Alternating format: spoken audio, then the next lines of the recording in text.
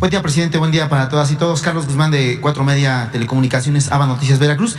Retomando el tema que están tocando el día de hoy, usted hablaba de una zona importante entre Chiapas y Oaxaca, que se iba a convertir, creo que los Chimalapas, se iba a convertir en la zona natural protegida más grande del país.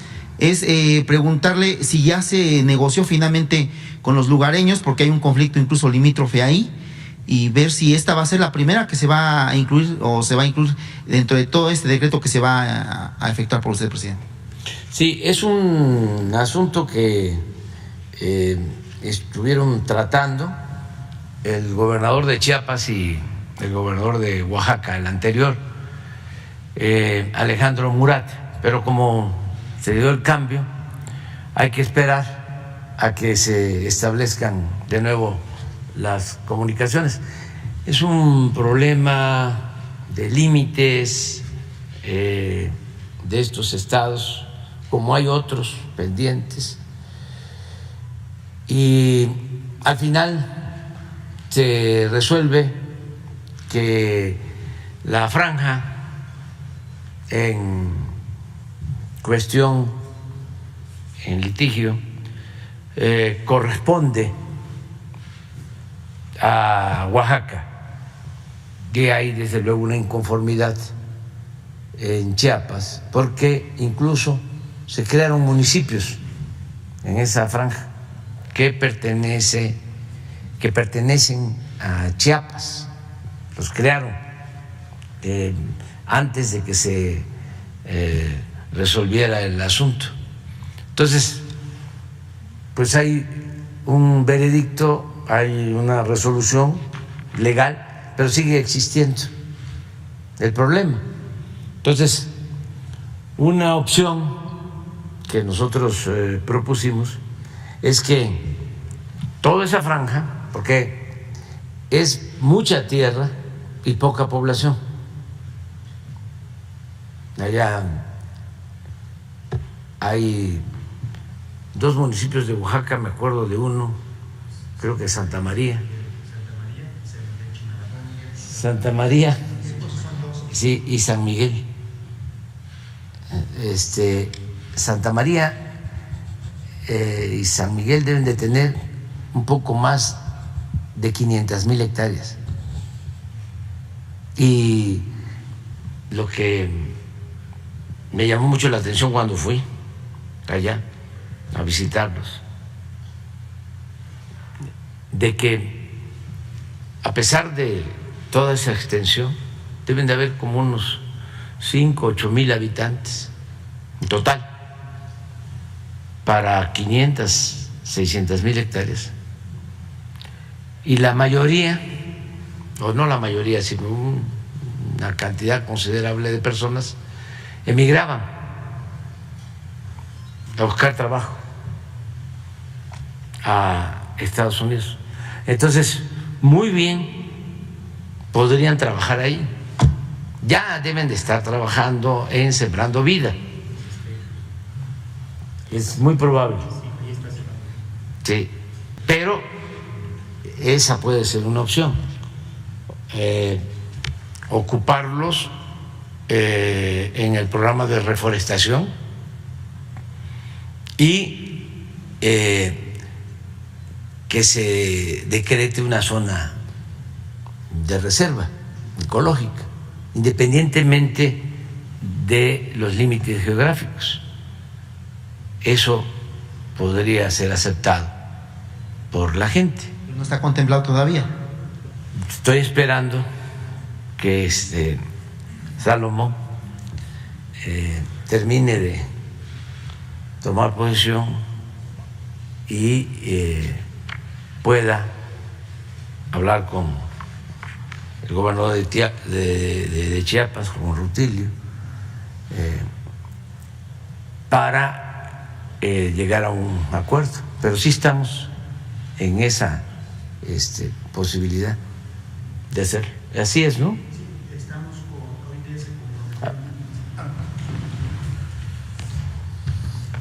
con su permiso, presidente. Sí, ya tenemos contacto con ambas comunidades, tanto con Santa María como San Miguel, ya se comprometieron a analizar que declaremos una área destinada voluntariamente a la conservación y están inicialmente interesados en más de 150,000 hectáreas de protección ambiental para pues, las dos subcomunidades, y efectivamente hay una gran parte de su población que participa en Sembrando Vida, porque conviven en la parte productiva con la selva Soque-Chimalapa, que es uno de los puntos más importantes de biodiversidad del país. Entonces vamos avanzando en ese camino. Segundo tema económico, el día de ayer pues se da la suspensión, quiebra, como quiera decirse, de Aeromar, una línea legendaria, 35 años de operaciones. Sus adversarios se lo achacan a usted, de que usted por la cuestión de no apoyar en la pandemia, finalmente fue la quiebra, pero más allá de eso es su opinión al respecto de esta quiebra y ver si esto va a potenciar el que se acelere la creación de la nueva mexicana de aviación que usted está contemplando, con 10 aviones había comentado, y la duda técnica que surgió en estos días, de que usted comentaba que le había ofrecido al presidente Biden el avión presidencial, bueno, el TP-01 se lo había ofrecido, entonces ya no va a entrar dentro de ese paquete de 10 aeronaves que tendría la nueva mexicana de aviación, presidente. Bueno, primero lo de Aeromar, pues podemos decir que fue una empresa mal administrada. Son de esos casos en donde quiebran las empresas, pero no los dueños. Fue como, o es como cuando lo del FOAPROA, bancos quebrados, banqueros ricos.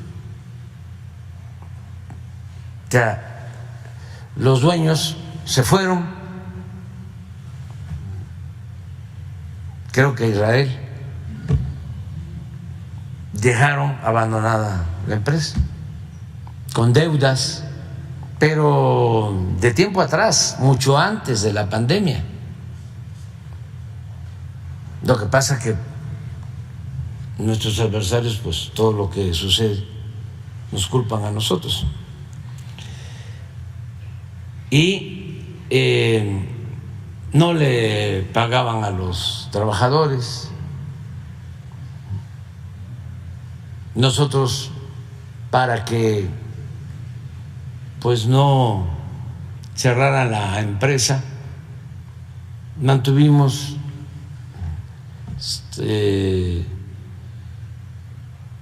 sin cobrarles pues deudas al Estado mexicano, ¿no? Al aeropuerto, ¿sí? Al SAT, pues Infonavit, a distintas dependencias que le deben. Al final ya dijeron cerramos, no podemos, y se está buscando, fue la instrucción que di, apoyar a los trabajadores. Se está buscando colocarlos, ya se ha avanzado bastante en eso. Son alrededor de 500 trabajadores, y a quienes compraron boletos se les va a reconocer su dinero. Las rutas están dispuestas a cubrirlas, creo que 3 líneas aéreas. ¿Volaris por principio de cuentas? Volaris y 2 más. Sí, Aeroméxico, y se va a devolver si ya compraron boletos anticipados, y se va a resolver el problema. Es totalmente inviable en lo económico, lo comercial. No es posible rescatar algo que tiene un pasivo altísimo. Bueno, debe hasta la renta de los aviones, y no tienen bienes, deben combustible exactamente. Los slots que le llaman también, sí, prácticamente deben hasta la camisa. Sí, pero no perdieron, no perdieron. Quedaron con esas deudas, o sea, quebró la empresa, pero los dueños por lo general se protegen. ¿Se hará algo ahí con los dueños? Se está presentando una denuncia. Primero, los trabajadores, de acuerdo a estos procedimientos, es garantizarles a ellos sus derechos, y luego lo que tiene que ver con las deudas en el SAT, en el aeropuerto y todas las demás deudas del Seguro Social.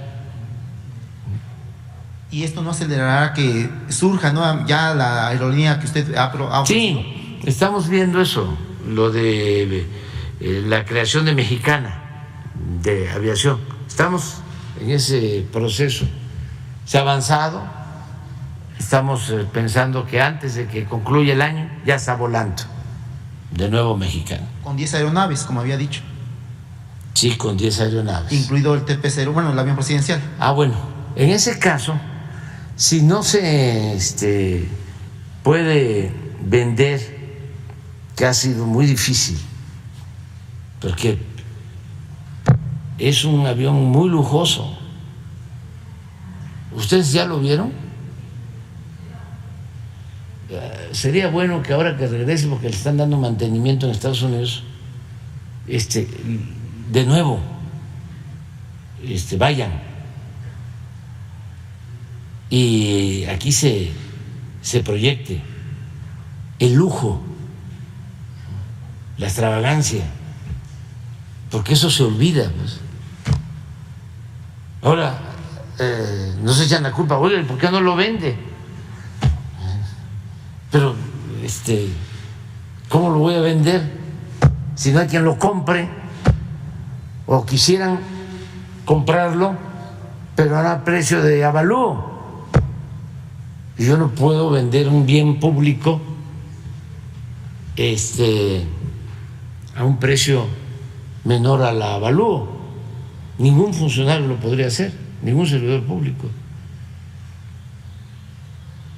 Pero no dicen, a ver, Calderón, ¿por qué le compraste ese avión lujoso a Peña? Ya cuando Peña era presidente electo. ¿Por qué lo hiciste?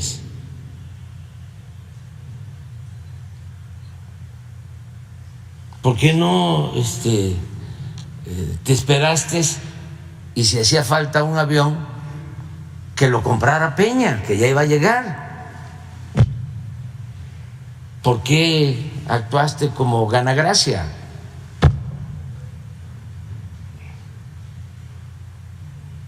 Y además, ¿cómo mandas a hacer un avión especial, tan lujoso, tan caro? Desde luego, el presidente Peña debió decir, se cancela ese contrato, pero no lo hizo. Se queda con el avión. Y ahora, pues, no hay quien lo compre, porque además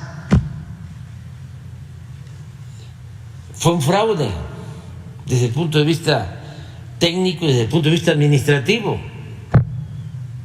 Un fraude completo.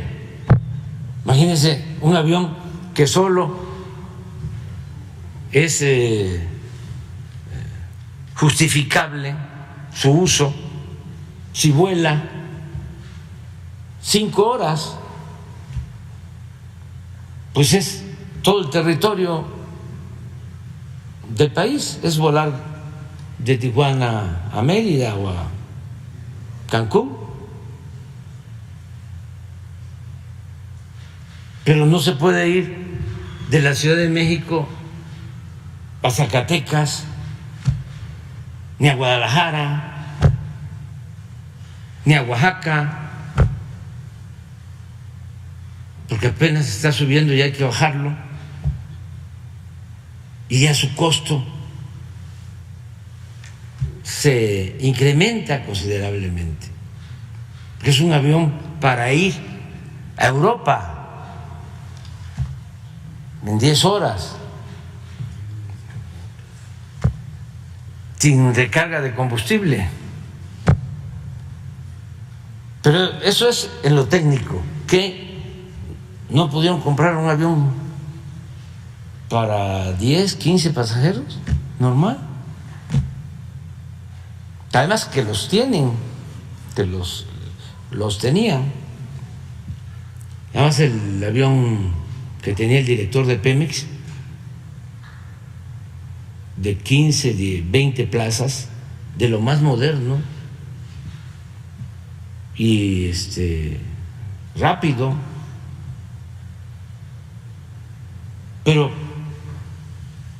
esa extravagancia pues significa pues un problema. Luego, ¿por qué no los defensores de la corrupción del periodo neoliberal, por qué no cuestionan que un señor contratista famoso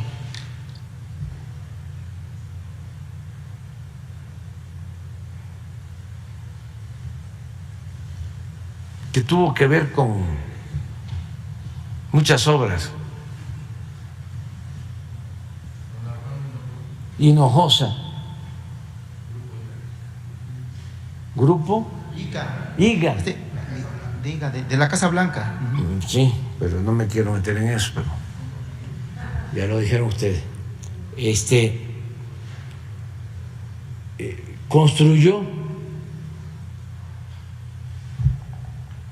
el hangar para el avión, 1,000 millones de pesos.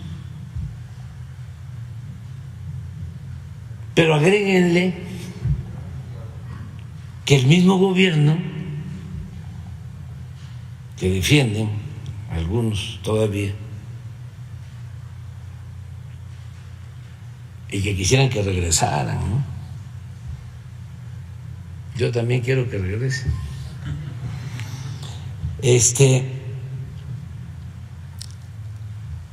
Iban a desmontar todo ese hangar porque se iba a cerrar el actual aeropuerto con la construcción del aeropuerto en Texcoco. No dicen nada que se iban a cerrar 2 aeropuertos, el actual con la Terminal 2, con ese hangar recién construido, la Terminal 2 construida hace 12 años. También un fraude, porque ahí tenemos que estarla apuntalando para que no se caiga. Un fraude. Bueno, pues todo eso se iba a echar abajo.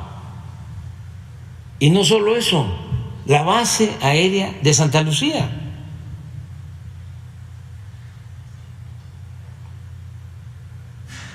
Y nadie dice nada.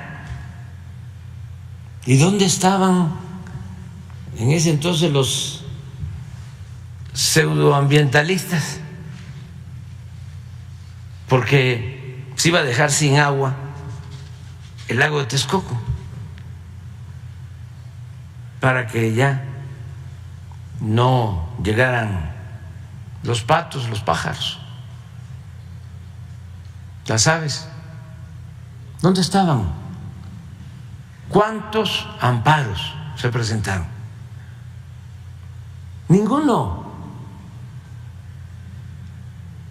¿Saben cuántos amparos se han presentado en la construcción del Tren Maya? 50,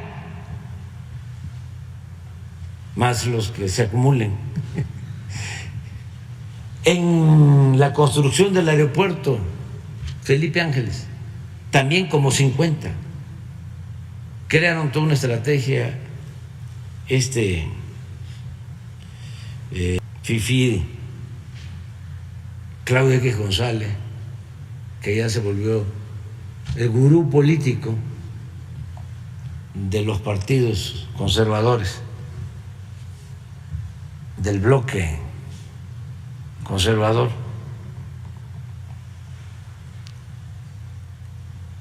Tenía con exministros de la Corte para estar presentando amparos en contra de las obras nuestras.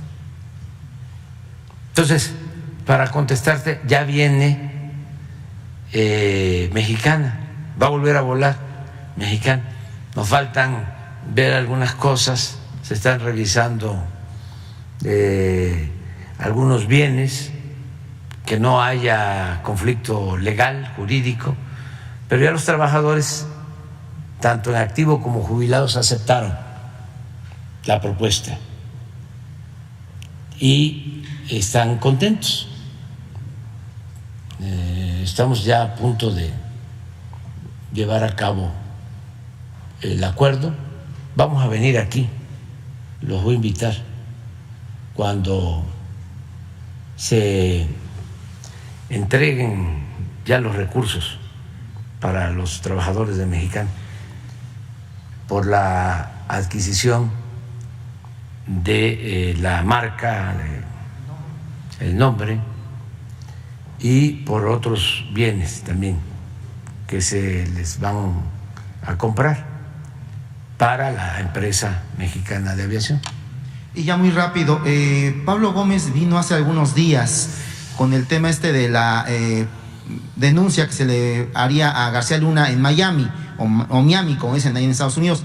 Pero usted puso en la mesa un tema muy importante, que es la reforma al Poder Judicial. También obviamente Pablo Gómez lo pidió indirectamente. En ese día el senador Ricardo Monreal y varios legisladores tomaron el tema. En el caso del senador Monreal mencionaba que él ya tiene lo que es una reforma, inicialmente proponiendo que la Judicatura Federal pues se hacía cargo de lo que es el tema del nombramiento de los jueces por principio de cuentas.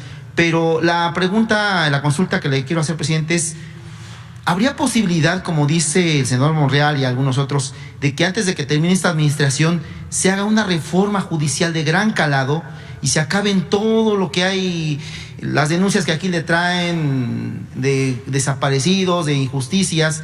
¿Habrá alguna forma de que usted proponga alguna reforma, presidente? No. Gracias. En nuestro gobierno no, porque sostenemos que esa reforma la tienen que impulsar los mismos integrantes del Poder Judicial. Y no queremos dar motivos para que los adversarios, conservadores, corruptos, vayan a decir que queremos desaparecer al Poder Judicial. Ya hasta me estoy imaginando la campaña propagandística, ¿no? El Poder Judicial no se toca.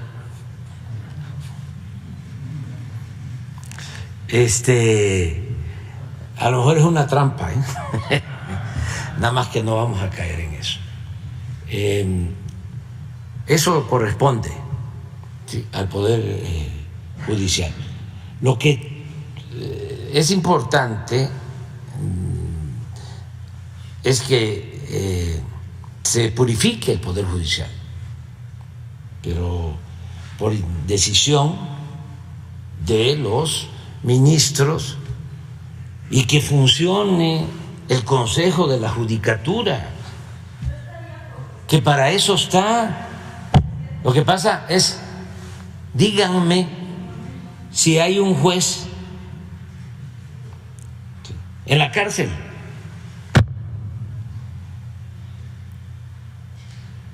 que hay un magistrado en la cárcel. No, mucho menos un ministro. Es como el castigo de la pureza. Entonces ellos deben de asumir su responsabilidad. Son un poder independiente. Tienen que tener la arrogancia de sentirse libres, pero no con desplantes y con demagogia. Desplantes de que pueden actuar de manera heterodoxa. Pero eso no, o decir somos independientes, ¿pero independientes de quién? Puede ser que sean independientes del pueblo. De eso es muy probable. Independientes del pueblo, pero no del poder, sobre todo del poder económico, de la oligarquía, de los abogados defensores de corruptos, factureros. Pues miren las reformas que aprueban, o las resoluciones que aprueban, que no es delito grave el fraude fiscal.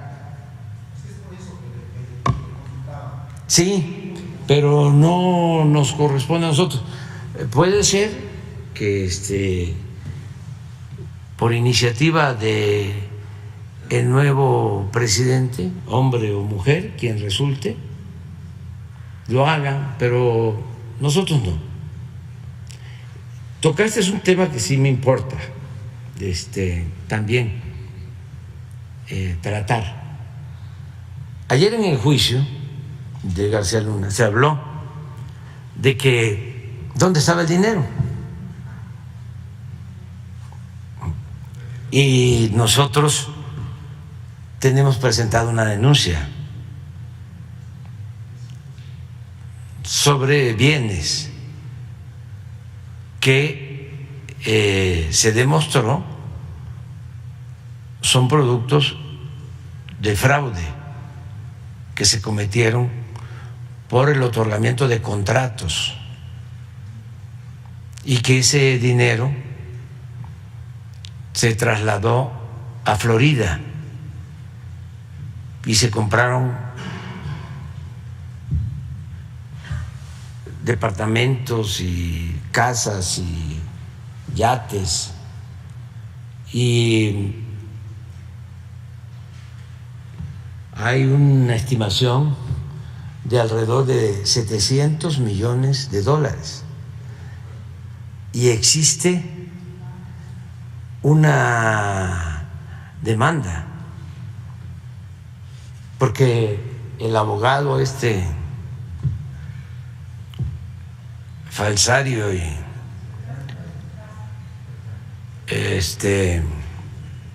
difamador, calumniador, dijo que dónde estaba el dinero. Y además me llamó mucho la atención. Es decir, a ver, no se busque el dinero, nada más mientras fue secretario de Seguridad.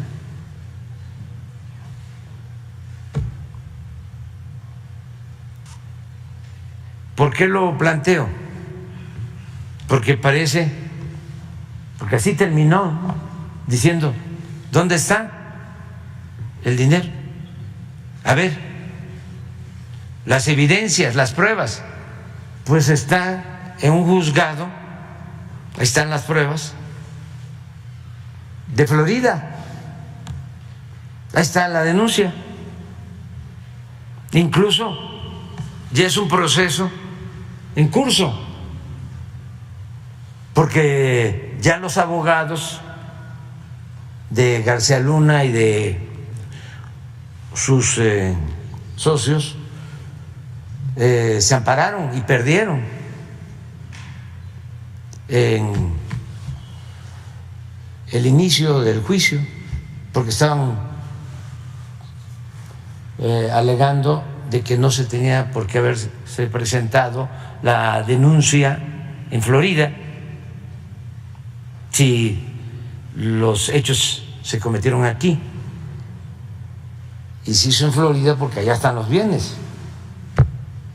Y entonces resolvió el juez en Florida de que el gobierno de México tenía razón,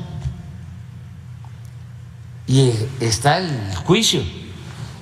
Pero ¿por qué lo planteo? No solo es por lo de ayer, sino porque no vamos a permitir fácilmente que esos bienes, como era la costumbre, que son bienes que pertenecen a México, se queden en Estados Unidos.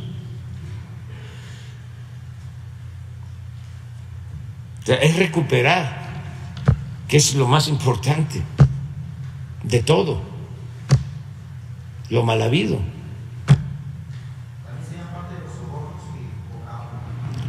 Independientemente de lo que se está resolviendo en la Corte en Nueva York, hay una denuncia, que es lo que quería aclarar, pero lo acabamos de decir aquí.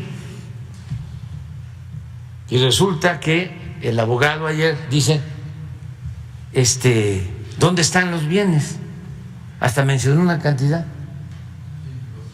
200, dice, si fuese cierto que recibía sobornos, tendría 200 millones de dólares. Ah, la denuncia que se presentó en Miami no es por 200 millones de dólares, es por 700 millones de dólares.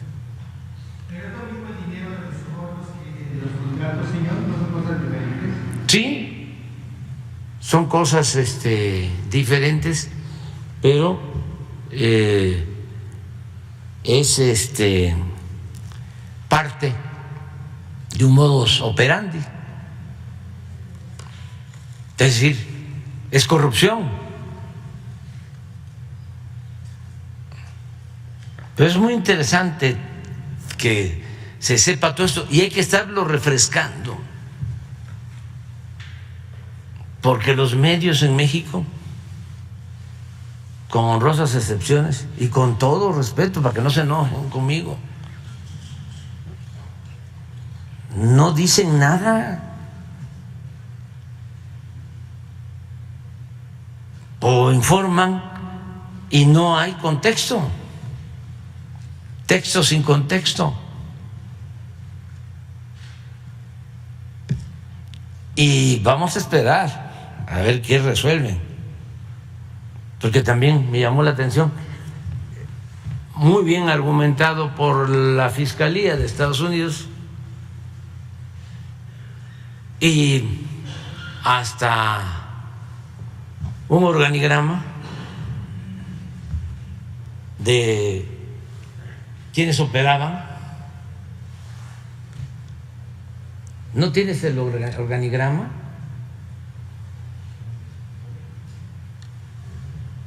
Pero ahora sí que, como en la época de Fox, dejaron al águila mocha.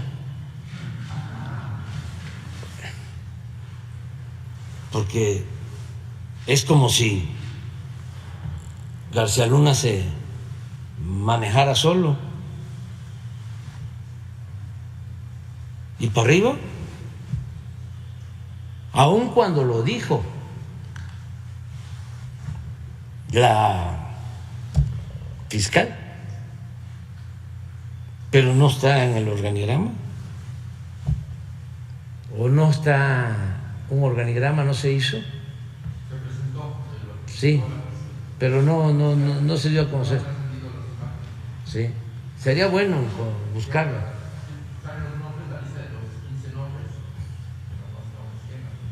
Sí, bueno, adelante. Gracias. Gracias, señor presidente. Buenos días, señores funcionarios. Raúl Hernández, del Concepto Integral del Comercio Exterior, El Barlovento, y también colaborador de Radio Expresión México. Señor presidente, México es un país con gente dispuesta a. Solo falta quien proponga. Esto me lo dijo la periodista y publicista Wendy Cos en 1987, en una reunión allá en Iztapa de la Sal, donde se platicaba de la firma que había hecho nuestro país para el Banco de México, para el Banco Mundial, en la integración de nuestro país al GATT. Y ciertamente, hoy OMC, y ciertamente lo vimos en la marcha del mes de noviembre, el 27 de noviembre, si no mal recuerdo, y todo el apoyo que usted ha tenido de varios millones de mexicanos. México es un país con gente dispuesta a. Eso no lo podemos discutir ni podemos negarlo. Sin embargo, señor presidente, hay algunas cosas que faltan. Es evidente, son muchas cosas que se quedaron cuando cambió el gobierno, muy pendientes, sobre todo mucha corrupción. Y es una de las cosas, por ejemplo, que del 6 de enero de 2022, en este mismo espacio, su servidor le propuso varios temas. Uno de ellos es el tema del borrón y cuenta nueva de los usuarios de energía eléctrica, aglutinados en varias organizaciones, pero concretamente en la Asociación Nacional de Usuarios de Energía Eléctrica. Ellos solicitan ser atendidos por usted. Ya usted había contestado en aquella ocasión de que no habría borrón y cuenta nueva, y usted hizo sus explicaciones. Sin embargo, hay un hecho que es fundamental. Yo entrevisté a varias personas, a varios usuarios en la marcha que hubo el lunes pasado, y uno de ellos, un señor ya como de mi edad, de 72 años, que dice que antes con la compañía de luz le cobraban 250, 260 pesos cada bimestre. Cuando cambió y se quedó la CFE, subió la tarifa y eran 500 pesos más o menos. Pero había anomalías, porque incluso muestra recibos de 7, 8 mil pesos, que es un señor con su esposa y viven solos y no tiene manera de poder consumir tanto. Pero el peor de los asuntos es de que él me muestra lo que él debe a la CFE, y son algo así como 100 y tantos mil pesos. No puede pagarlos. Y dice, quiero pagarlo, pero eso yo no lo puedo pagar. Si no puede pagar 7 mil pesos mensuales, mucho menos. Ese es el mismo caso de varios usuarios del transporte. La ANUE me habla de que son algo así como 33,000 usuarios afiliados a esa organización, pero que en 2018 eran algo así como 80,000 usuarios. Y ellos, según un escrito de la Secretaría de Energía, están hablando de un adeudo de 1,014 millones de pesos de los usuarios. Una de las ideas que tienen es precisamente hacer un planteamiento y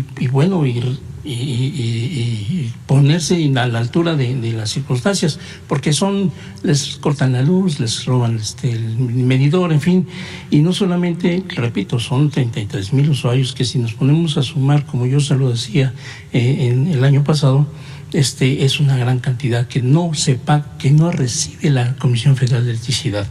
Ellos están pidiéndole la oportunidad de poder tratar esto con usted o con algún funcionario que usted ordene, y bueno, pues ojalá se pueda hacer. El segundo punto, señor, es algo que hace 2 años también repetí lo expresado la primera vez que estuve en el 2020 con usted, que me hizo el favor de darme la palabra, y estoy hablando de lo que es Marina Mercante, específicamente en los problemas que tenía Fidena. Afortunadamente, esto yo lo había planteado antes de que cambiara el director, rector de la Universidad de Fidena, y también de los cambios que ya hubo recientemente en esta semana en la Escuela Náutica Mercante de Tampico. donde hay una protesta tremenda de problemas que tenían tanto padres de familia, alumnos y maestros.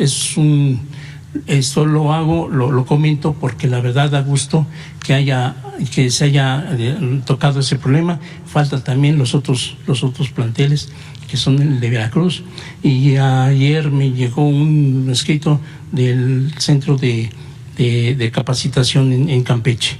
Hay problemas ahí también de corrupción, que esperemos que lo reciban, que lo resuelvan. Cuando tenga yo documentos para poder presentarlos, se los haré llegar a usted. Y bueno, y otros puntos también respecto de Marina Mercante es el asunto específicamente del capitán de altura Enrique Stiles Gutiérrez. Él es piloto de puerto en el puerto de Alvarado. Tiene muchos problemas. El señor hace algunos años le mataron a su padre, que también era capitán. Algunos problemas incluso con el sindicato de pilotos, y él ha protestado, sigue exigiendo justicia, sigue exigiendo esclarecimiento de la muerte de su padre.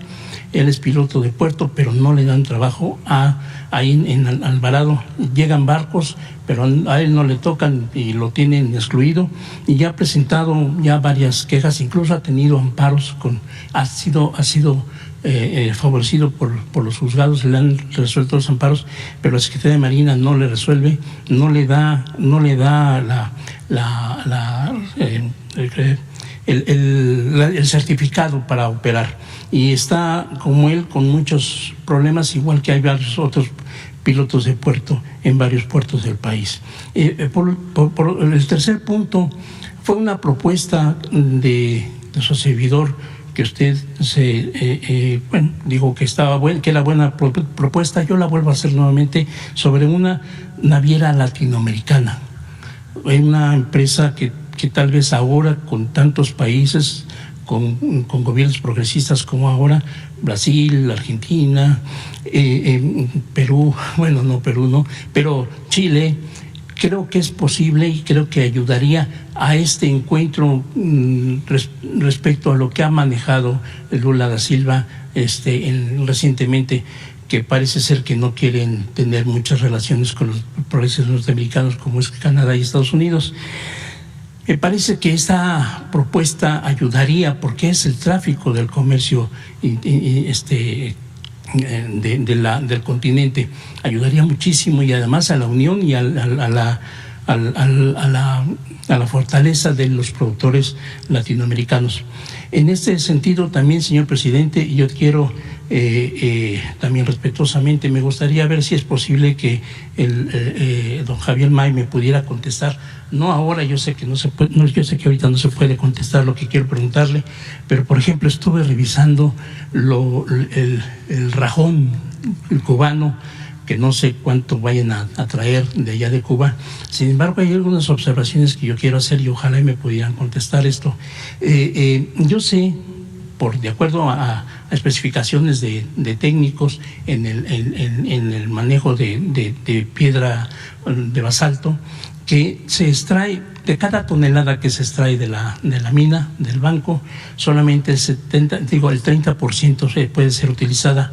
¿Por qué? Porque se tritura, y hay un específico, usted lo sabe muy bien, don Javier, y específico tamaño, y lo demás pues se desecha.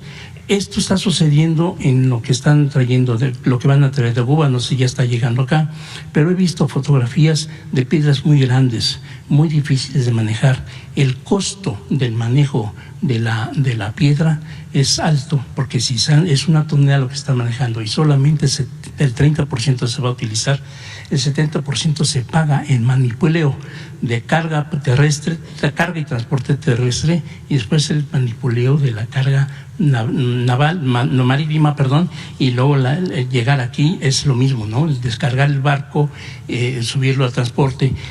70% se paga, y es un 70% de piedra que no se va a usar. Yo quisiera ver si es posible que me pudieran dar información al respecto. Y el último punto, señor presidente, los trabajadores portuarios de Veracruz, que han sido engañados y han sido maltratados por un individuo Alejandro Pulido Cueto. Ya incluso fueron recibidos por Jesús Ramírez, tuvo la atención. Sin embargo, hay documentos que quieren entregar y no han podido hacer contacto con don Jesús. Parece que hoy viene el abogado porque quiere entregar un documento, porque están pidiendo poder explicar paso por paso todos los documentos, porque los documentos prueban que ellos son los auténticos mesa directiva del sindicato, y todo lo demás ha sido un robo. Este señor se metió a golpes a sus propiedades, les quitó, los sacó a golpes a todos y se quedó con los edificios y se quedó con los documentos que ha utilizado para la reunión que hubo allá en el Museo Naval de Veracruz, y que sigue utilizando y sigue robando prácticamente, pidiéndole dinero a los trabajadores para un arreglo que supuestamente usted ya concedió. Parece que no hay tal, parece que hay un trabajo por parte de su gobierno, y pues creo que no concibo, se lo digo con honestidad, no concibo que usted pueda hacer algo irregular en esa solución. Estoy completamente seguro que su personal, su gobierno, sus funcionarios van a estar vigilando e investigando ese asunto. Y entonces los trabajadores portadores le piden a usted que si es posible que los puedan recibir. No sé si al rato llegue con el documento. Yo tengo copia de él y se podría pasar a don Jesús. Y pues ojalá y pudiera yo tener respuesta del rajón cubano. Sí, sería bueno que con Atención Ciudadana le ayudara para los 3 casos, ¿no? Lo de la queja de Marina, ¿sí? Que lo vea Atención Ciudadana. Sí. Esto último, ¿sí? Básicamente, lo de la naviera ya va a ser muy difícil que nosotros iniciemos un plan con esas características. Ya no estamos comenzando nada que no podamos terminar, y ya tenemos el tiempo encima. Tenemos obras que vamos a concluir este fin de año, obras muy importantes, y a más tardar en el primer trimestre del año próximo. Es decir, en tiempo nos queda de trabajo operativo, ejecutivo, 1 año. Entonces, no quiero comenzar nada que no se concluya, que no se termine. No quiero dejar un tiradero de obras inconclusas o de contratos como anteriores gobiernos, como nos pasó a nosotros, que nos quedaron obras y contratos, ¿no?, inconclusos, los gasoductos. Imagínense resolver ese problema de los gasoductos. Bueno, las cárceles, ¿sí? Hospitales al por mayor, que los hacían por la tranza. Y sí aplica la máxima de que el pueblo se cansa de tanta pinche tranza.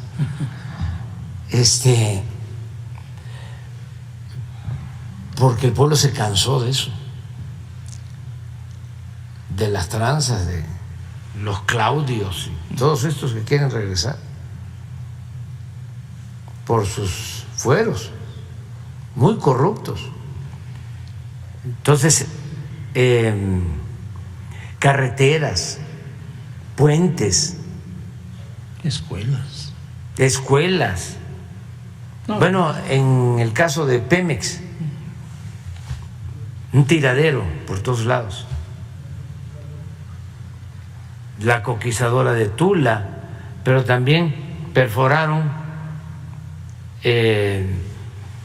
ahí por Lerdo de Tejada, enfrente, en el mar, y dejaron enterrados 2,000 millones de dólares para extraer gas. Hasta ahora se logró un convenio para que no se perdiera esa inversión. Bueno, no queremos eso. Queremos que cuando se entregue el gobierno no tengamos pendientes. Entonces, por eso lo de la naviera no lo veo con posibilidad. O sea, no. Y hay dos cosas que te quiero yo responder. Una, Gracias. lo de los precios de la luz. Nosotros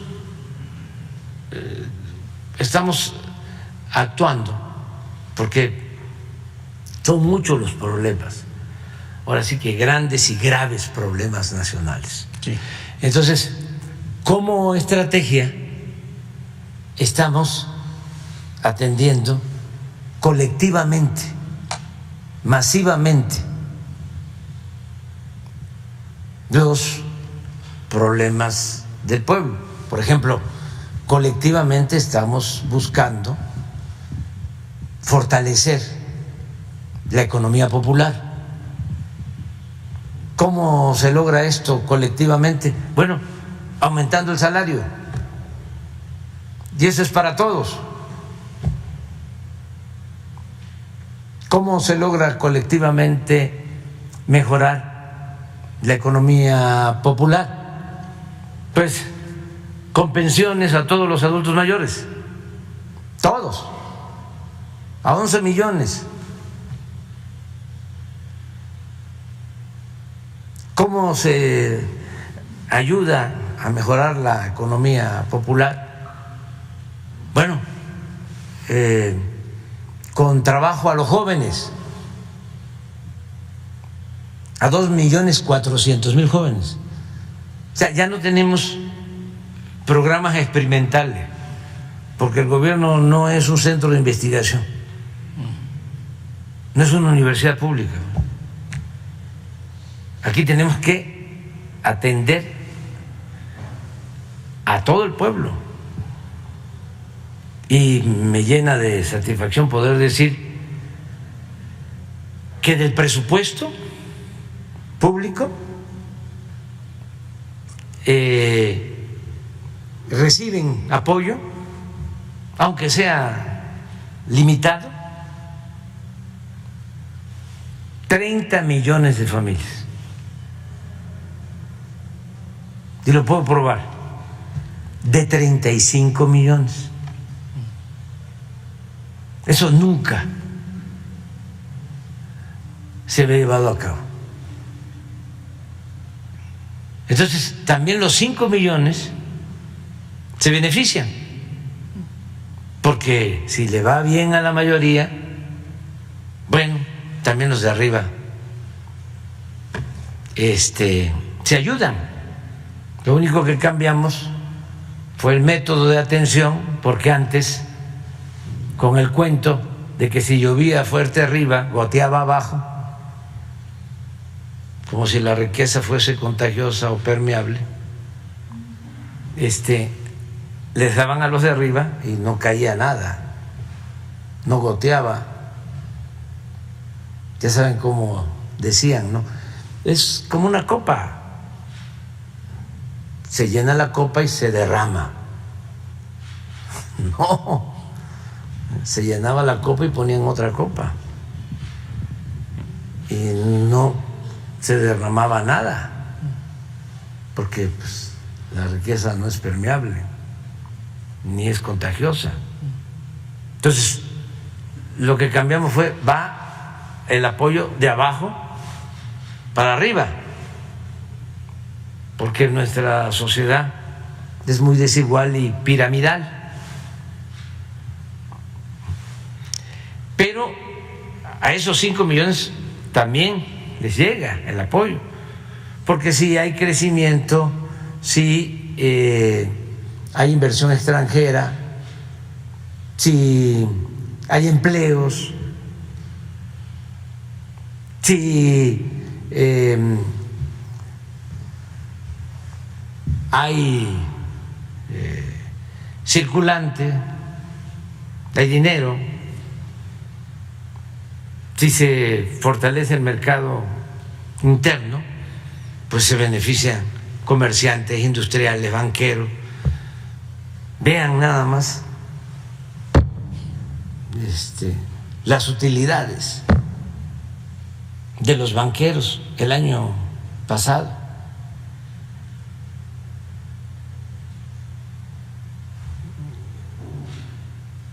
Por eso no es un asunto solo económico, pues las diferencias que tenemos.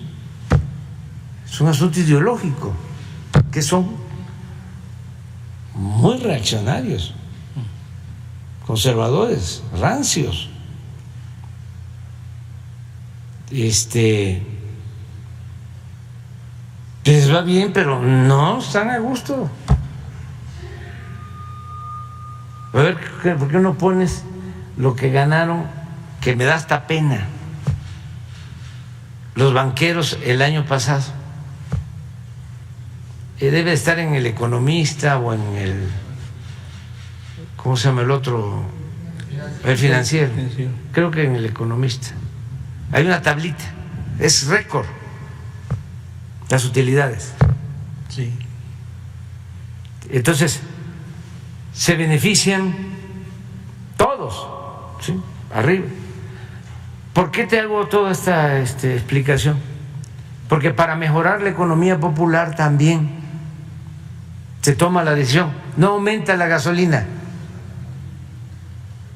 ¿A quién le ayuda? Al pueblo. No aumenta el precio del diésel, no aumenta el precio de la luz. Allá voy contigo. Gracias. Entonces, no me puedo sentir mal, porque desde que estoy en el gobierno estoy cumpliendo con mi compromiso de que no iba a aumentar el precio de la luz en términos reales. Significa que solo iba a aumentar, ¿sí?, conforme a la inflación. Bueno, ni eso. No ha aumentado ni siquiera de conformidad con la inflación. Entonces, eso es lo que yo puedo hacer, eso es lo que yo estoy cumpliendo. Si llega un recibo, ¿sí?, de luz elevadísimo, pues es una injusticia, pero puede ser la excepción.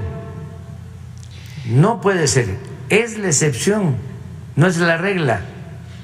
Señor presidente. Entonces, lo que tiene que hacer, o sea, que los van a atender en la Comisión Federal de Electricidad, bien, es ver esos casos, ¿sí?, y hacer justicia.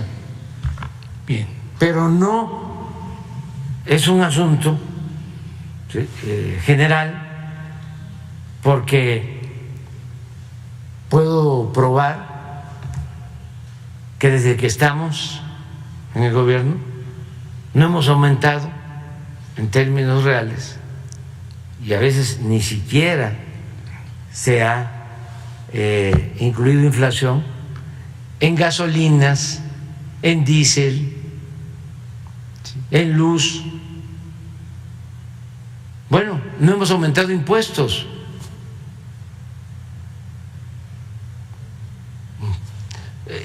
Esa es una política. esa política, ¿sí?, es ofensiva para los tecnócratas, empleados de oligarcas. A eso es a lo que llaman populismo, paternalismo, socialismo, comunismo. El atender a la mayoría del pueblo. Esa es una respuesta que te doy. De todas maneras, te van a atender. Bien, señor. Lo segundo, es que bueno que también lo preguntas, porque no tarda y salen los Claudios, ya salieron, ¿no?, a decir de que cómo vamos a tener relaciones con Cuba, y los médicos, y que cómo que se va a traer el balasto de Cuba. Mira, es algo muy especial. Resulta que el balasto solo se tiene en Tuxtla. Sí. No hay balasto en el sur de Veracruz, no hay balasto en Chiapas, no hay balasto en Tabasco. Nosotros tenemos ahí el Cerro del Tortuguero, famoso, que era una zona arqueológica y está convertido en bancos de material,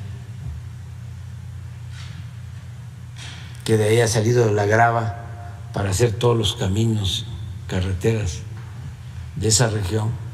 Bueno, pero no es balasto, es otro tipo de material. Y no hay balasto en la península de Yucatán. Así es. Entonces, solamente por cuestiones así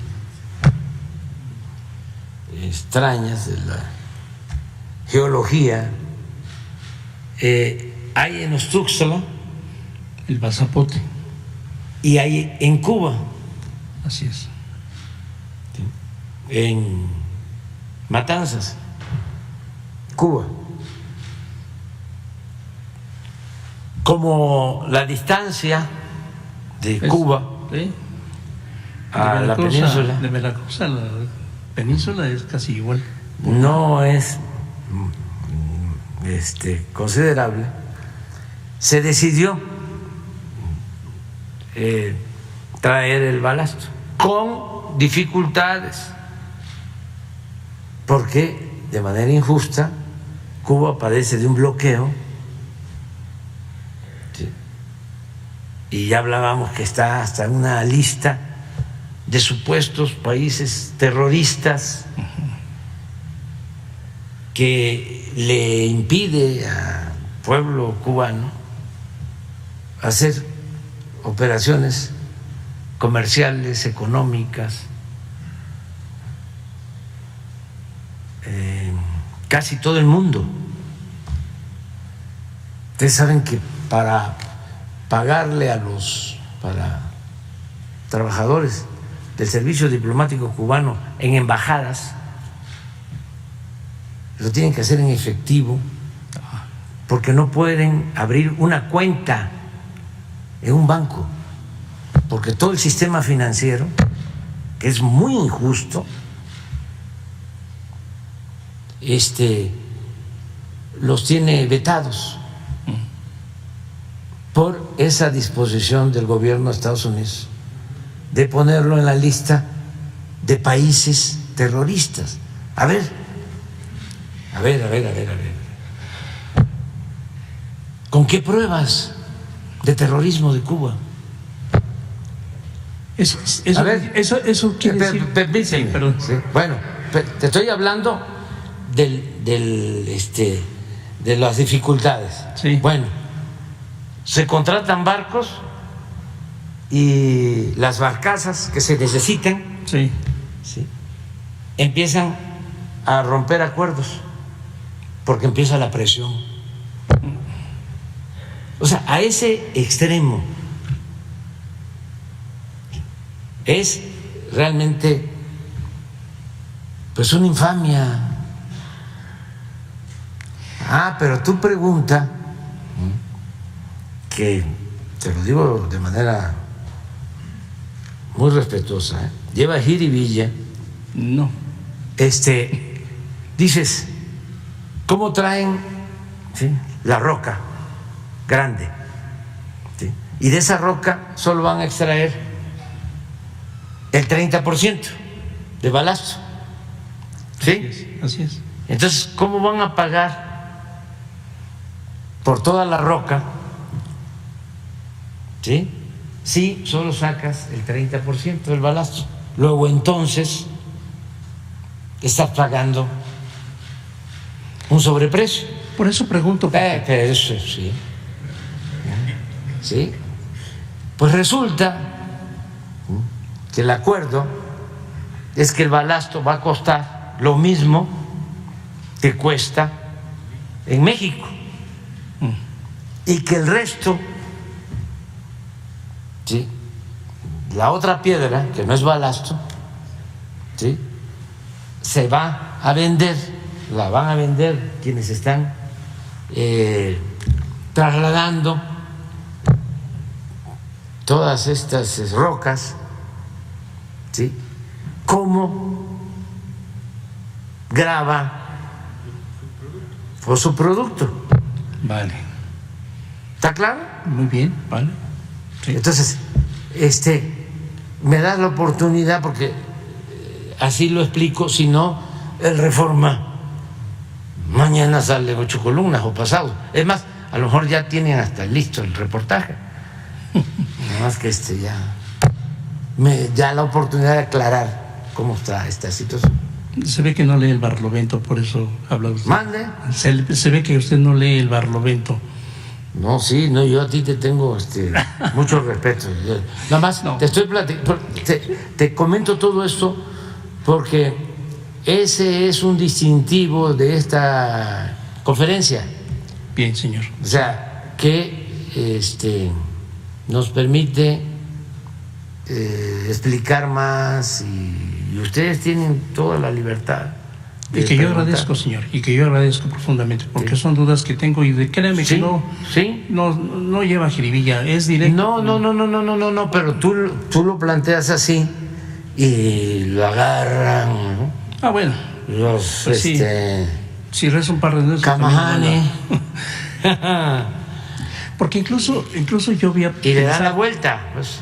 Yo había pensado que podría trasladarse las trituradoras a Cuba para allá hacer esa operación, pero ya lo explicó usted y me parece una muy buena idea.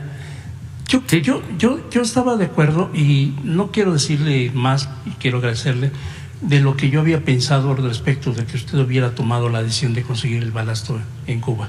No quiero decir más porque entonces ahí sí me va usted a decir que llevo jiribilla, pero no, creo que la respuesta es la suficiente y eso me basta a mí para poder publicar Pero es cierto, o sea, es una roca y trae un 30% de balasto, sí, que es el que se usa, sí, básicamente. sí. Pero lo demás es un subproducto que también es de utilidad, es grava. Muy bien. Muchas gracias, señor presidente. A ver, mira cómo, miren lo que ganaron. Histórico.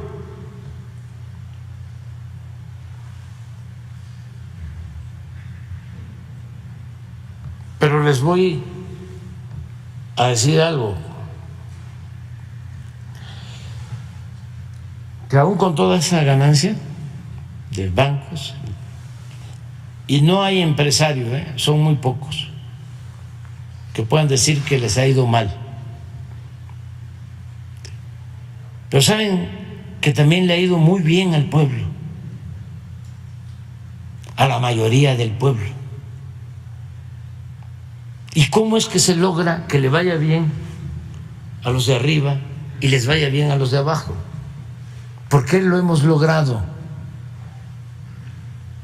Ahora sí me voy a ver muy tecnócrata. Les voy a hablar en la jeringonza tecnocrática. Porque ya quitamos la variable corrupción.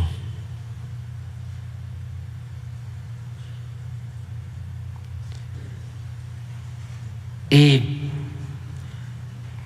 estoy seguro de que ahora que salga la nueva encuesta de ingresos gastos del INEGI, que se hace cada 2 años, va a salir este año. La levantaron el año pasado. La levantan cada 2 años. Va a reducirse la pobreza en México. Eso es lo que va a registrar la encuesta. El principal problema del país, no lo olvidemos, y esto es lo que se está demostrando, es la corrupción. Eso era lo que nos impedía avanzar, era lo que daba al traste con todo.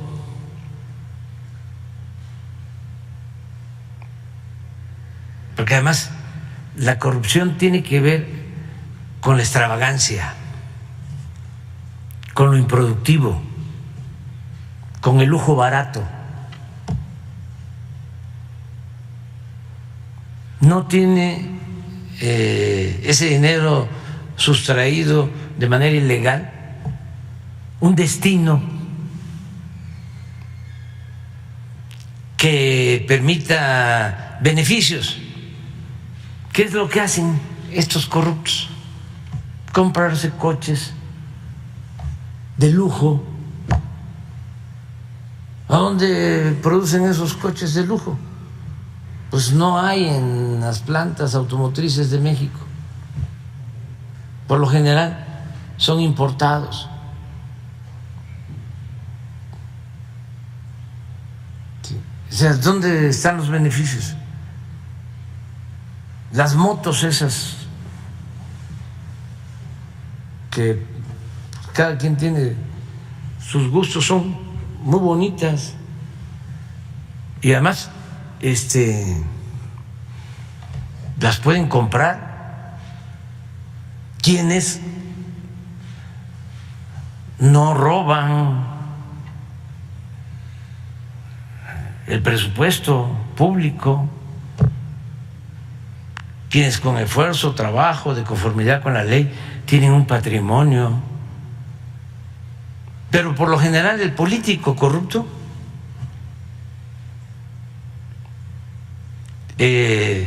es una lacra,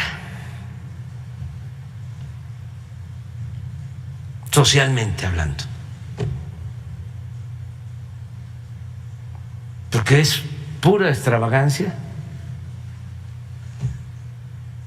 Un empresario invierte, corre riesgos de empleo,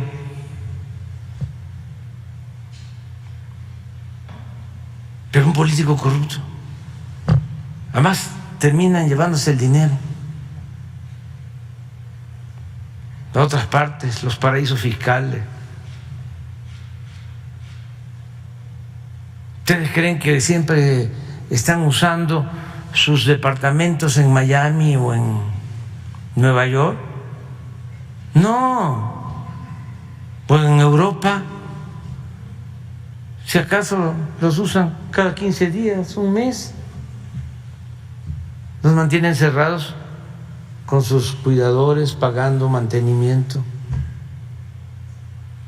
Una economía completamente improductiva.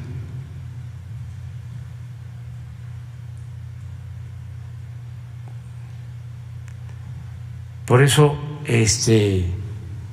nos está funcionando el modelo, el humanismo mexicano. ¿Se robaban?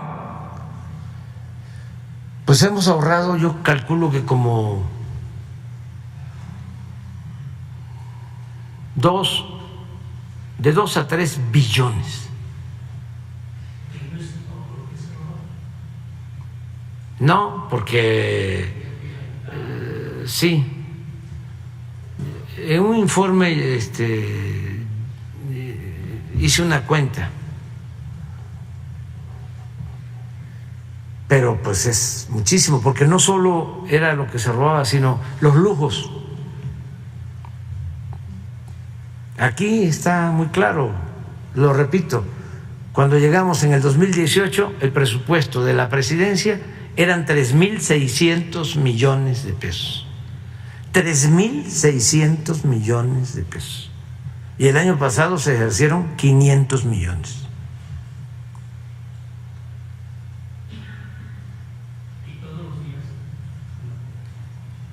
Y eso, pues nada más, imagínense en Pemex, que la mitad del presupuesto de Pemex durante el periodo neoliberal se destinaba a explorar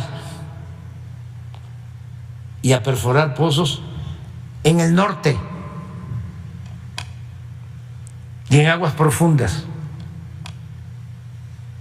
donde no hay petróleo, y si hay, cuesta muchísimo extraerlo. Cuando el petróleo, pues todos sabemos, está en el sureste, en tierra, en aguas someras. Ya Tabasco, después de 20 años, volvió a ser el principal productor de petróleo del país. ¿Y cuánto nos cuesta sacar el petróleo en Tabasco? A razón de $6-8 por barril.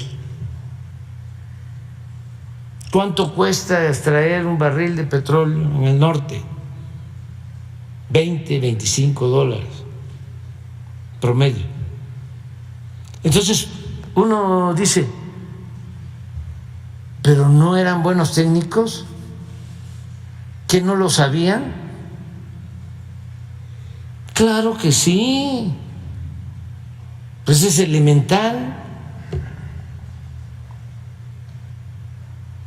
es de juicio práctico. Entonces, ¿por qué actuaban de esa manera? Porque no les importaba extraer petróleo, lo que les importaba era robar. Entonces daban los contratos y se obtuviera o no se obtuviera petróleo, ellos ganaban. Un caso así clarísimo fue cuando le concesionan a Repsol la cuenca de Burgos, porque supuestamente iban a extraer más gas que el que extraía Pemex. Esto lo hizo Calderón. Y les empiezan a dar contratos, pero de miles de millones de dólares. Se llevan todo el dinero de los contratos y no hay más gas que el que extraía Pemex antes. Y hacen así, se cancela el contrato y se llevan todo. Sí. Entonces, eso es lo que quieren, que regrese. Y las empresas que lograron contratos que no han producido petróleo, lo que yo sé es que tienen cuentas en la bolsa de valores. Sí, especulan. ¿No sacan petróleo? No, se entregaron 110 contratos. Imagínense el engaño, la mentira de que con la llamada reforma energética, y no han ofrecido disculpa, sobre todo los promotores, articulistas, expertos, medios de información. Bueno, hasta me dio un infarto, pues, por eso. porque ya les expliqué, estábamos parando esa reforma, llamábamos a la movilización y llenamos el Zócalo 2, 3 veces en contra de esa reforma, de la privatización del petróleo, de la entrega de bloques del territorio a empresas particulares para llevarse el petróleo mediante un mecanismo de utilidad compartida, contratos que eran violatorios de la Constitución en su espíritu y su letra original. Esto lo contempló en una reforma tanto del presidente después de la expropiación, Adolfo Ruiz Cortines, como el presidente López Mateos. Con Ruiz Cortines se hace una reforma al 27 y se dice: en materia de petróleo no se van a permitir, ¿sí?, convenios, porque decía el 27,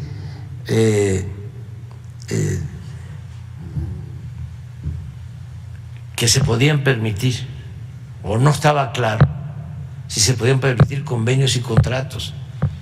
Entonces don Adolfo dice: no van a haber convenios, porque ya habíamos entregado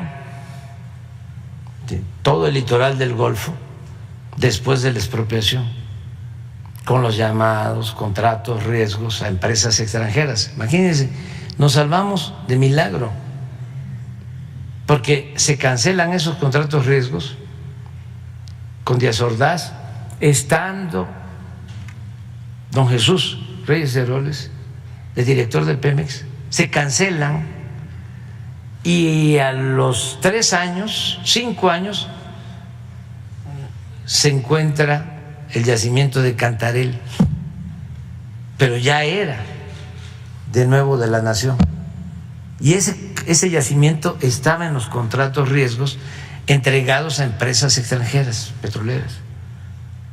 Bueno, después de que hace esa modificación constitucional don Adolfo Ruiz Cortines, viene López Mateos y dice: no se permite en materia de petróleos ni contratos, ni concesiones, ni contratos. Entonces, llevan a cabo la reforma que traen hasta abogados del extranjero, ¿sí?, para amarrar todo con transitorios a la Constitución, y se entregan los bloques, entregan 110 contratos de estos y empiezan a decir que sí incrementar la producción petrolera. Creo que en 2-3 millones de barriles diarios con la reforma energética. Entregan los contratos y lo que tú dices, no invierten, empiezan a vender las acciones y ponen en el mercado financiero las concesiones para especular. Y de los 110 contratos hay como 3 en donde se invirtió y en donde están explorando, pero están extrayendo. Han pasado 6 años ya, 8, como 20,000 barriles diarios. No me voy a meter porque es lo mismo de la reforma al Poder Judicial. Imagínense. No, claro que podrían cancelarse porque incumplieron, no invirtieron, Pero no como afortunadamente el pueblo de México dijo basta y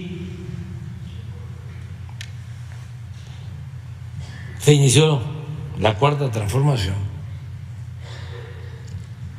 No les dio tiempo de entregarlo todo, porque quedó pendiente. Fíjense que iban a entregar el litoral de Yucatán y de Quintana Roo, toda la zona turística,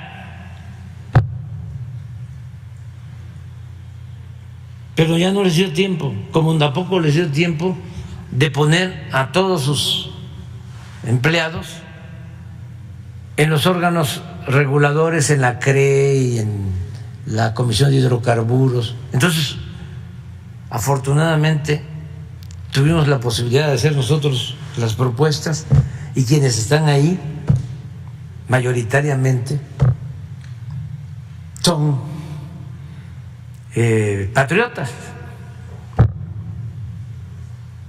no mercenarios. Entonces, no les dio tiempo de robárselo todo. Además, era mucho lo que tenía la nación, bastante. Cuando iba yo a entrar a la presidencia, me dijo un famoso político del régimen: ¿y cómo le van a hacer con lo que nos dejaron? Con eso. Porque en el caso del petróleo llegaron a quedarse con el 20% del potencial y el 80% no lo entregaron porque ya no seguimos con las llamadas rondas. ¿Y por qué pude decir ya no vamos a seguir privatizando o entregando áreas petroleras? Porque desde las primeras reuniones les dije: inviertan, produzcan, desarrollen ya los campos que tienen, y si invierten y producen y desarrollan los campos petroleros que ya les fueron otorgados, entonces sí pensamos en la posibilidad de hacer una convocatoria nueva. Pero como no invirtieron nada, porque todo fue pura especulación.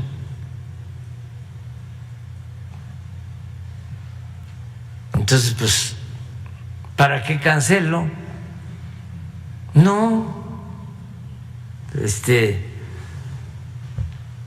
capaz que me vayan a acusar allá a la Casa Blanca. Entonces, pero es muy interesante esto, la corrupción.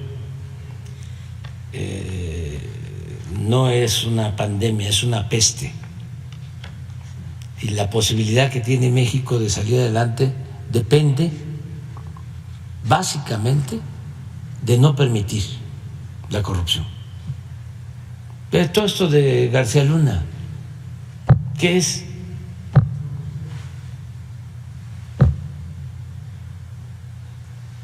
Todo es corrupción,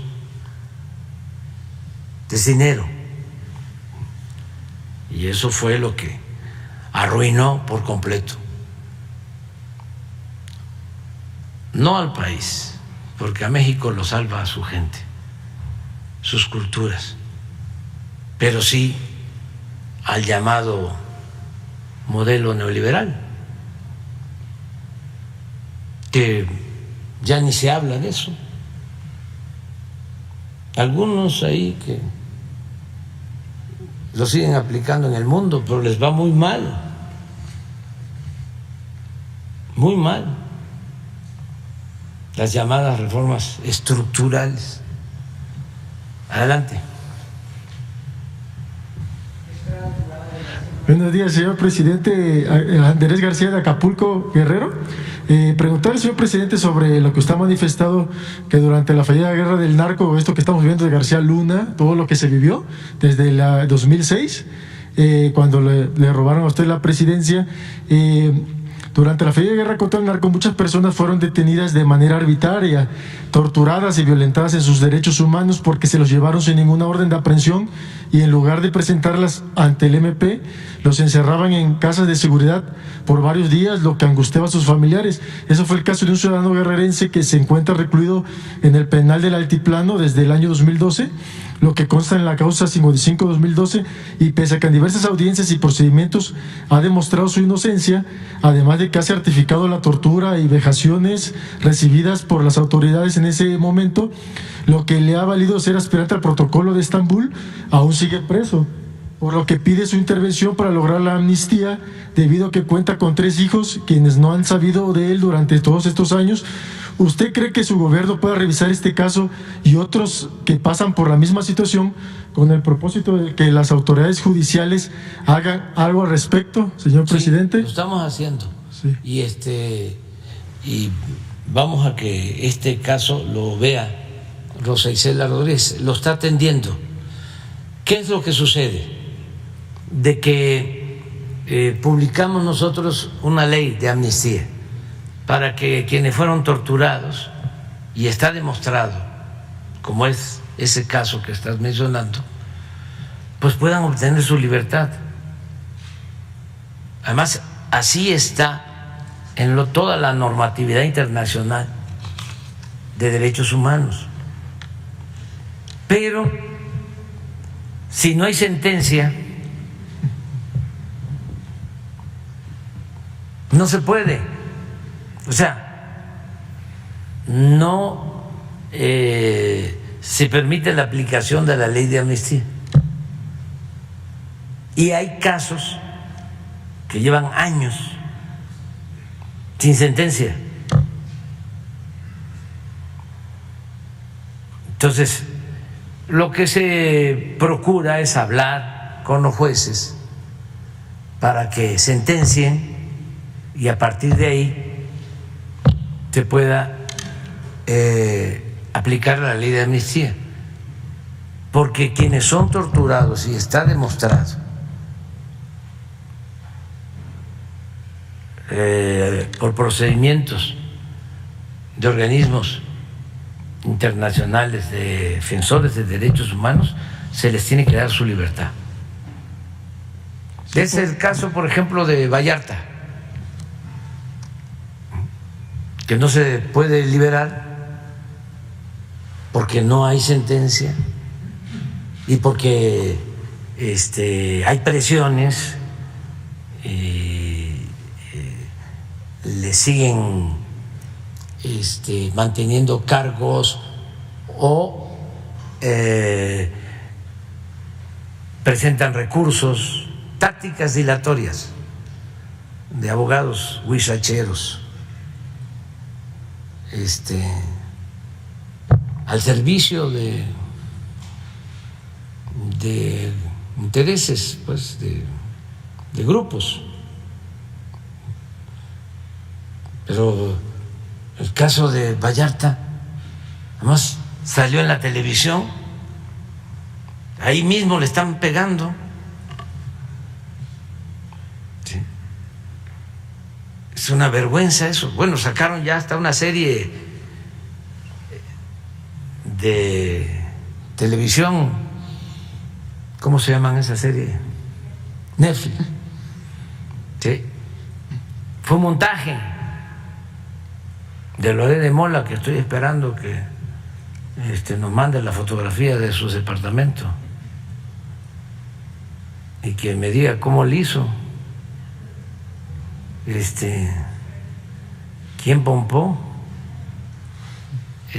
porque ayer hablábamos de Rubén Darío, un poeta nicaragüense de lo mejor.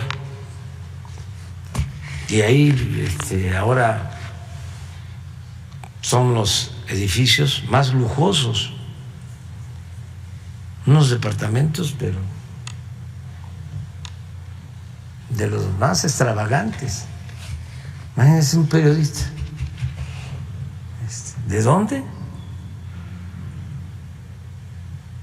Además, que cuestiona a todos. ¿Con qué autoridad moral?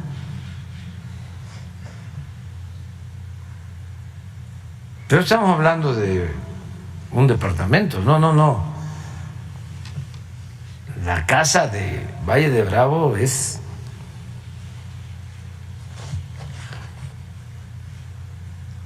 también una mansión.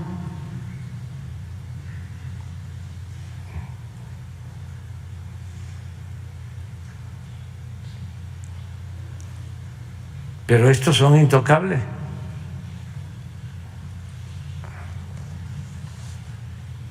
Son intocables.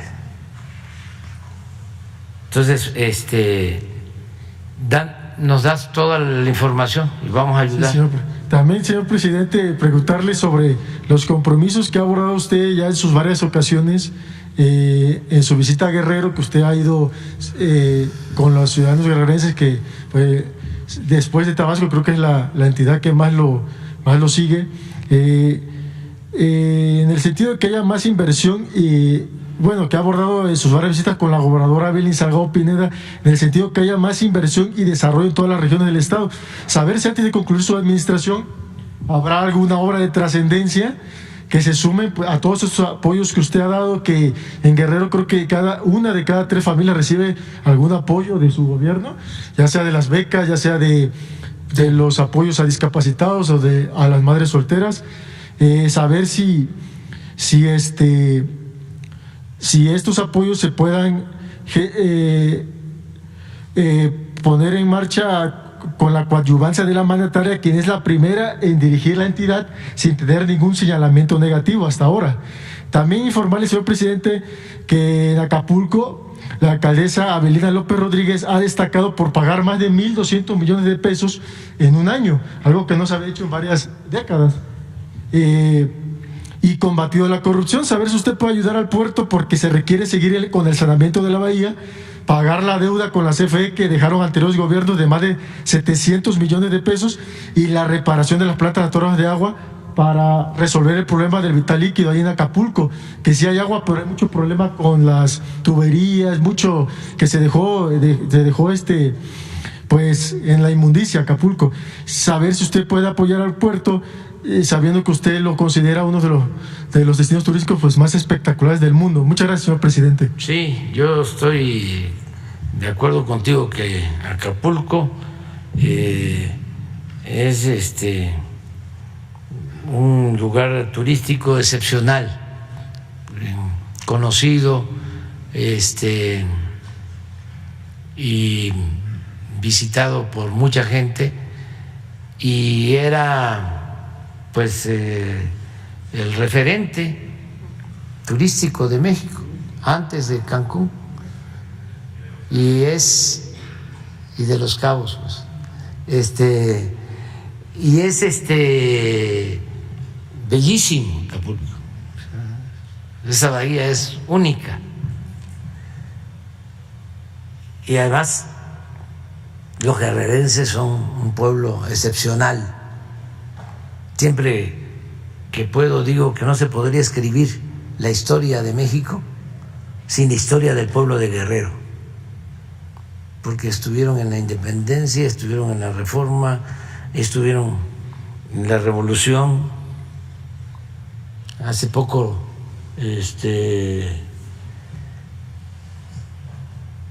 recordaba yo de que Santana, muy fantoche, ya la última vez que fue presidente, porque fue 11 veces presidente de México, cuando lo fueron a buscar los conservadores, después de que por culpa de él nos quitaron, y también por la ambición de nuestros vecinos, nos quitaron más de la mitad de nuestro territorio.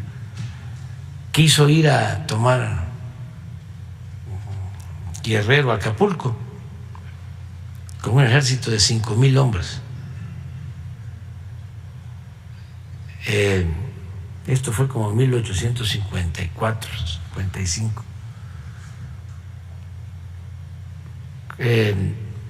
Y allá,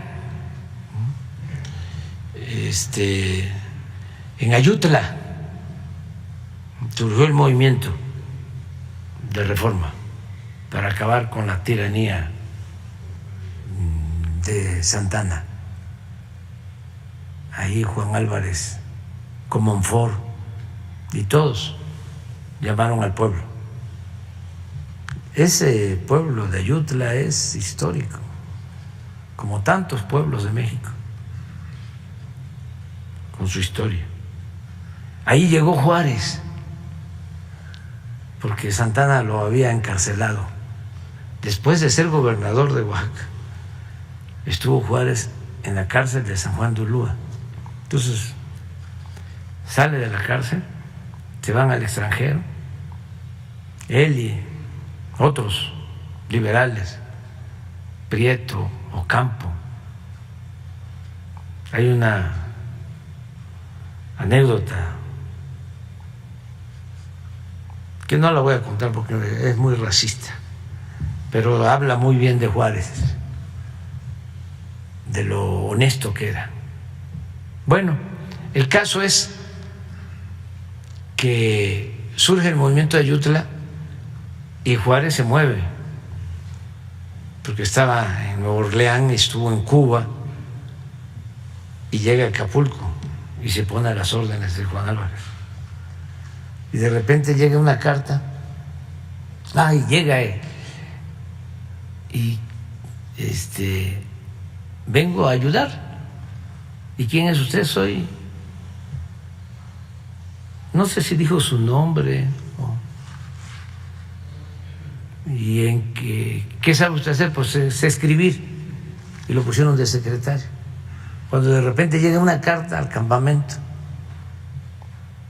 y era Benito Juárez, ex gobernador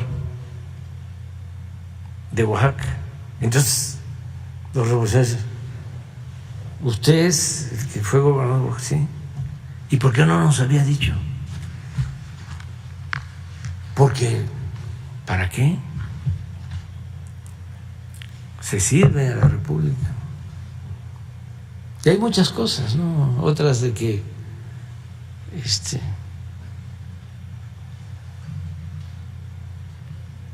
una trabajadora doméstica, ¿no?, lo maltrató por su apariencia.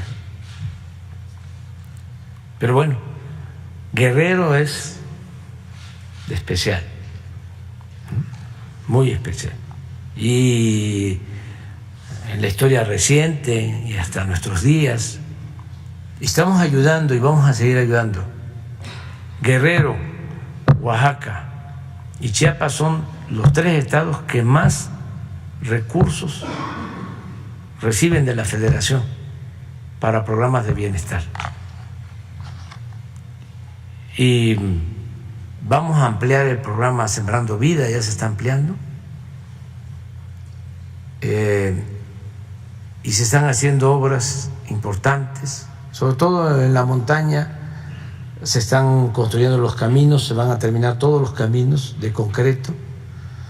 Me dio mucho gusto que ya comenzó la construcción, ya se inició la construcción del centro de rehabilitación de niñas, niños con discapacidad en la montaña de Guerrero, que va a ser un centro con especialistas allá en la región más pobre de México, o de las más pobres del país. Entonces, hace como 15 días ya se inició. Es el único convenio que tenemos con una asociación civil, en este caso con el Teletón. Nosotros aportamos el terreno, aportamos las becas, para que pueda operar el centro, y ellos van a invertir en la construcción del centro.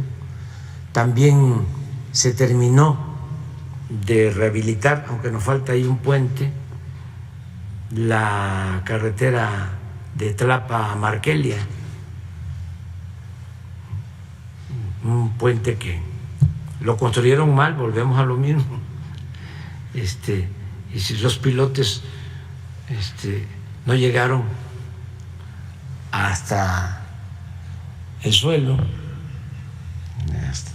hasta la profundidad que tenían que estar, y casi los dejaron flotando, y se la dio el puente, y hay que hacerlo de nuevo. Es lo único que nos falta ahí, ese puente, pero ya se rehabilitó todo el camino y ya estamos ampliando desde San Marcos hasta los límites con Oaxaca, en la Costa Chica. Se va a ampliar la carretera. Y el programa de salud también va a ampliarse.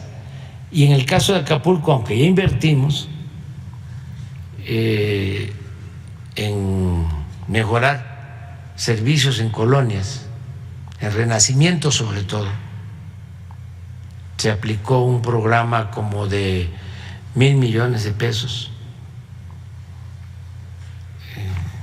de la Secretaría de Desarrollo Urbano, y se rehabilitó el Papagayo, quedó muy bien el parque. Tenemos el compromiso de seguir mejorando la limpieza de la bahía, y en eso estamos, pero sí vamos a seguir apoyando. Y es buena la presidenta municipal, fíjese, es de Oaxaca y está de presidenta municipal en Acapulco.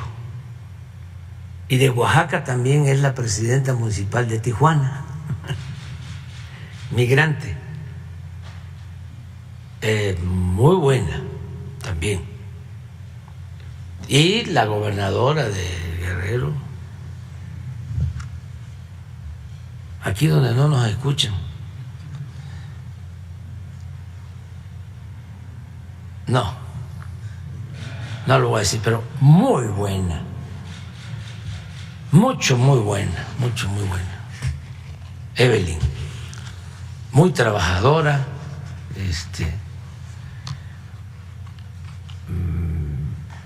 nos está ayudando muchísimo, muy bien. Nos quisieron hacer un daño ahí en Guerrero.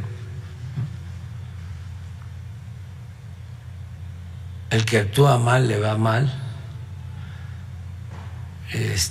quitándonos a la mala a un candidato, y resultó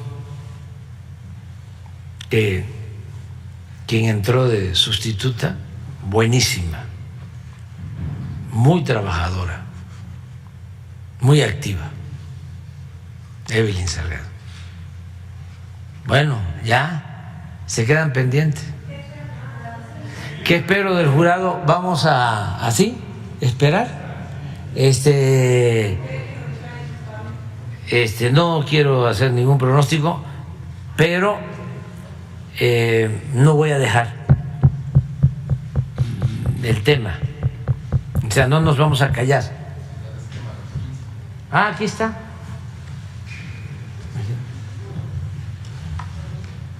Pero está mucho. Ay, para arriba. O sea, empezamos, sí, quedó como, ¿no? Flotando.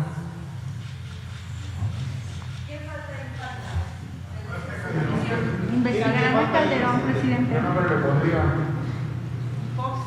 No, yo nada más digo eso, ¿no? Ya,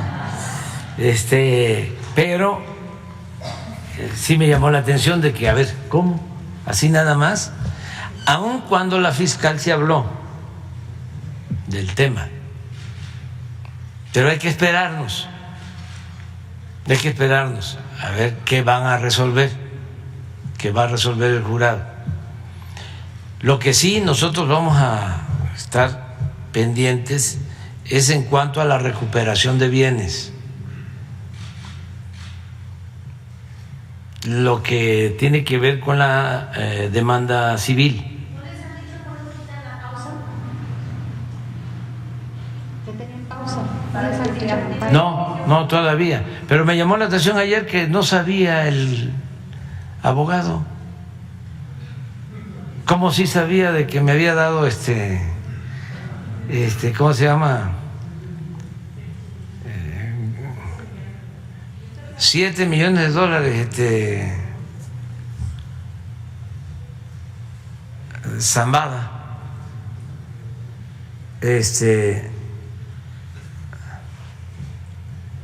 y no sabía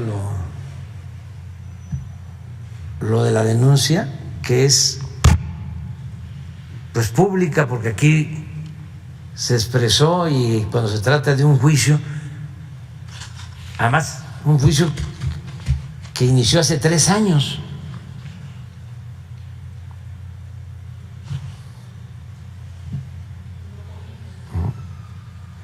Y nada, y estoy esperando también. Es más, se los voy a decir.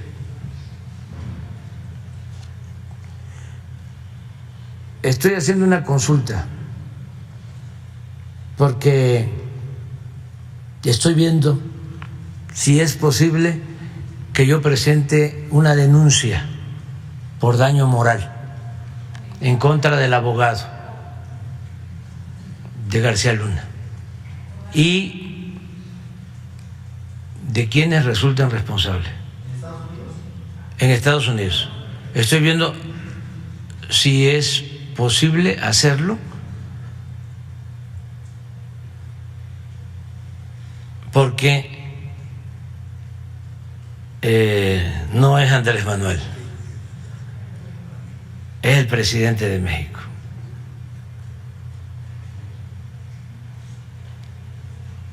Y esto tiene que quedar muy claro. Y de una vez les comento que como no tengo dinero para pagar a un abogado, puede ser que encuentre un abogado de los que no cobran un porcentaje una vez, sí, un porcentaje, ¿cómo se llama? Sí, un porcentaje una vez que se termine el juicio, y el resto del dinero lo voy a entregar para familiares de víctimas de la guerra que desató Calderón.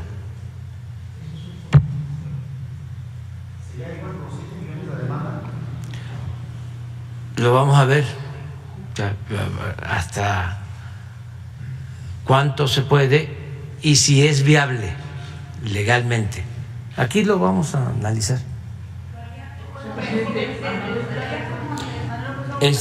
También lo estoy viendo, si lo hago como Andrés Manuel o como presidente de México.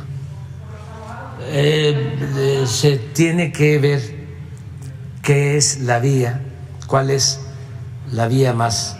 Sí. Sí. Anabel Hernández menciona que Carlos Slim y su sobrino fueron los que presentaron a García Luna a Calderón. Sí, yo no me meto en eso, no. Ya nada más, lo único que tengo en la cabeza, aparte de que no acepto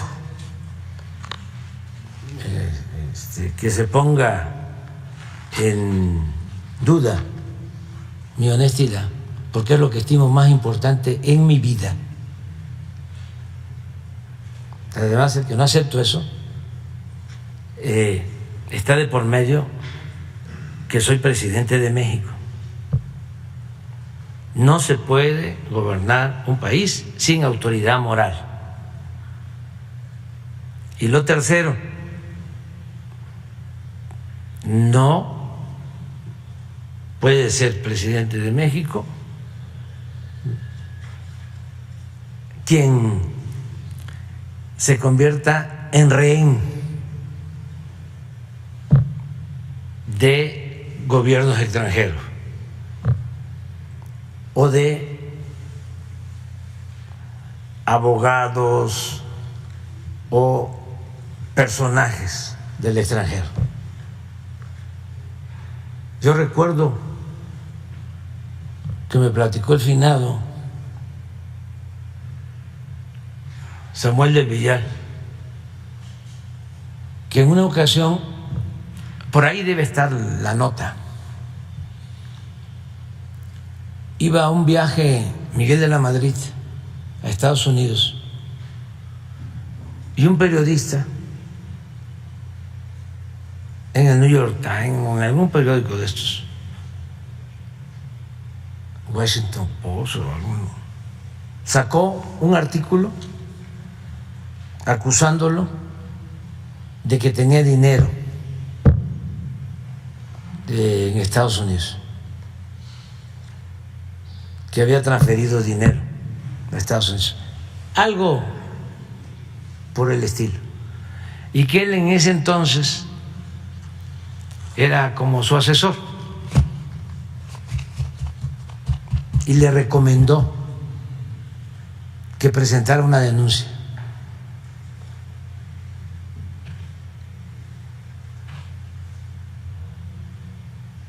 Y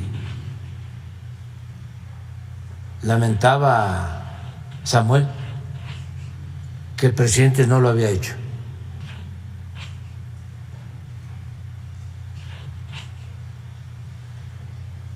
Entonces,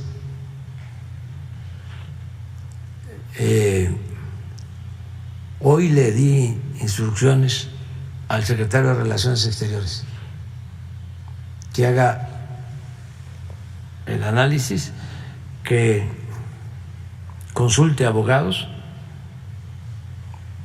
para ver cómo procedemos. Aquí nos vamos a estar viendo diario. Bueno, ahora sí, a desayunar.